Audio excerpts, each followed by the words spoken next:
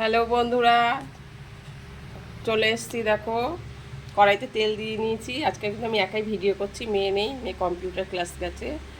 আর এখানে নিয়ে নিয়েছি চাপিলা মাছ, আর দুটো একটা হয়তো বাটা মাছ আছে।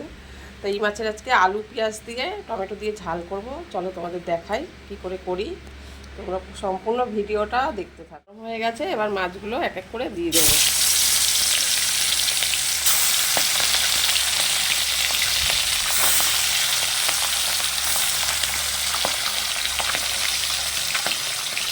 ভেজে নেওয়া মাছগুলোকে একটু কড়া ভাজাই করব। এবার মাছগুলো উল্টে দেবো। এক পাশ ভাজা হয়ে গেছে।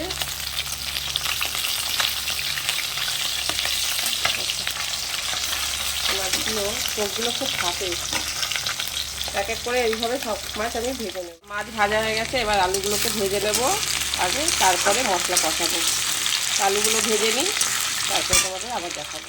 আলু লাল লাল ভাজা হয়ে গেছে, এবার আলুগুলো আমি তুলে নিই। তেলে এবার ফোড়নে দিয়ে দেবো কালো জিরে, দিয়ে পেঁয়াজগুলো এবার আমি ভেজে নেব।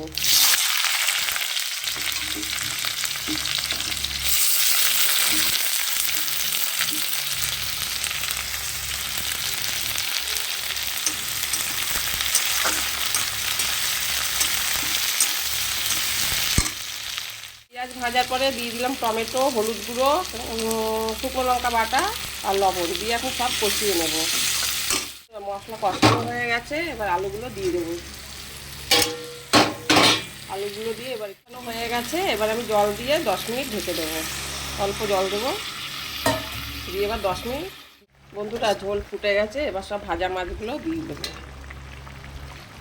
দিয়ে 5 মিনিট নেড়ে চেড়ে নামিয়ে দেবো। রেডি হয়ে যাবে আমার মাছের ঝাল। এতে কিন্তু আমি শুধু পেঁয়াজ আর লঙ্কা বাটাই ব্যবহার করেছি, জিরের গুঁড়ো, ধনের গুঁড়ো এসব কিন্তু কিছুই দিইনি।